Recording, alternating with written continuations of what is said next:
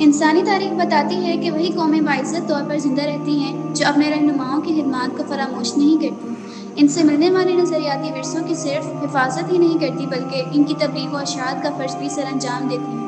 یہی نظریاتی وابستگی قوموں کو فکر حریت اور خودشناسی کے جذبوں سے مالا مال کرتی ہے اور وہ ایک آزاد، خود مختار اور غیرت مند قوموں کی حیثیت سے اپنا مقام بناتی ہے۔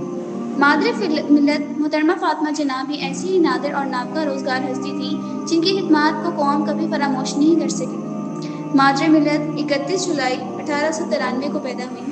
جناح بھائی کی وفات کے بعد 17 اپریل 1902 کے بعد محمد علی جناح نے خود بہن کی تعلیم و تربیت پر خصوصی توجہ دینے کا ارادہ کیا۔ یہ وہ دور تھا جب مسلمانوں میں لڑکیوں کو تعلیم دلوانا انتہائی معیوب سمجھا جاتا تھا اور انگریزی تعلیم دلوانا تو گناہ عظیم قرار پایا۔ اسی دوران محمد علی جناح نے فاطمہ کو اسکول داخل کرانے کا فیصلہ کیا تو توقع کے مطابق خاندان میں مخالفت کا طوفان اٹھ کھڑا ہوا، لیکن محمد علی جناح اپنے فیصلے پر اڑے رہے۔ خاندان والوں نے محمد علی جناح کی طرف سے مایوس ہو کر فاطمہ کو ورگلانا شروع کر دیا کہ وہ خود ہی اسکول میں داخل ہونے سے انکار کر دے، لیکن محمد علی جناح نے فاطمہ سے کہا کہ فاطمہ، وہی انسان کامیاب ہوا کرتے ہیں جو کوئی فیصلہ کرنے کے بعد اس پر مضبوطی کے ساتھ قائم رہے۔ 8 سالہ فاطمہ جناح نے عظیم بھائی کا یہ قول پلے باندھ لیا۔ یہ قائد اعظم کی تربیت کا ہی نتیجہ تھا کہ فاطمہ شستہ اور بامحاورہ انگریزی بولنے لگی۔ انہوں نے اپنی گھریلو لائبریری سے استفادہ کیا جہاں مختلف علوم کی نادر کتابیں موجود تھیں۔ اس طرح واقفیت عامہ میں بھی انہیں مہارت حاصل ہو گئی۔ 1906 میں بھائی نے بہن کو سینٹ پیٹرک اسکول گھنٹا میں داخل کروایا جہاں 1910 میں فاطمہ نے میٹرک کا امتحان نمایاں طور پر پاس کیا۔ 1923 میں فاطمہ جناح نے ممبئی کی عبدالرحمان اسٹریٹ میں اپنا ڈینٹل کلینک قائم کر لیا۔ یہ ان کی عملی زندگی کی ابتدا تھی۔ فاطمہ اس کلینک کے ذریعے قریباً 7 سال تک عوام کی خدمت کرتی رہی۔ اسی دوران وہ ایک میونسپل کلینک میں بھی جاتی جو دھوبی تلاؤ پر واقع تھا۔ وہاں وہ غریبوں کا مفت علاج کیا کرتی۔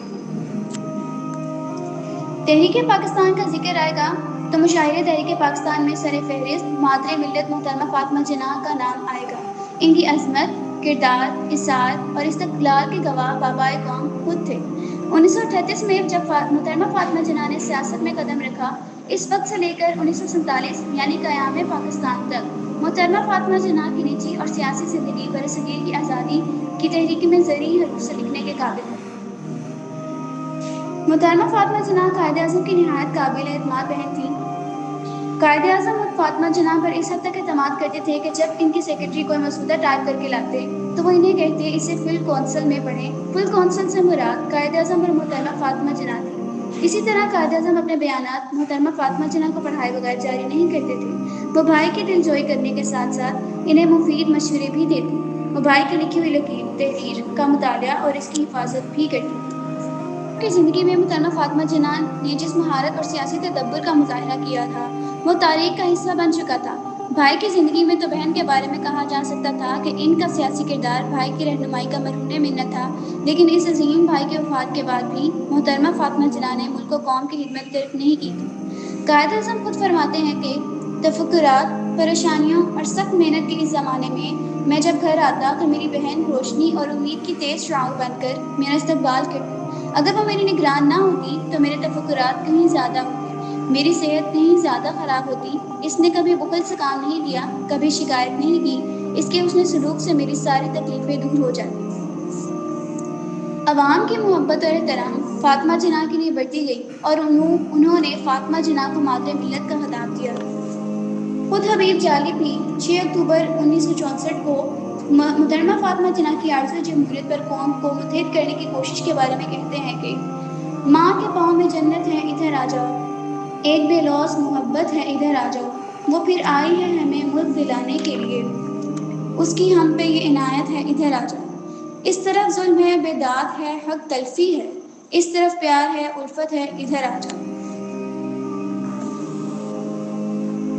اگرچہ قائد اعظم کی وفات کے بعد سیاسی انتشار زور پکڑتا گیا اور مادر ملت کے بیش قیمت مشوروں کی ضرورت پس منظر میں چلی گئی، لیکن عوام کا مادر ملت پر اعتماد کبھی متزلزل نہیں ہوا، نہ ہی مادر ملت نے عوام سے تعلق منقطع کیا۔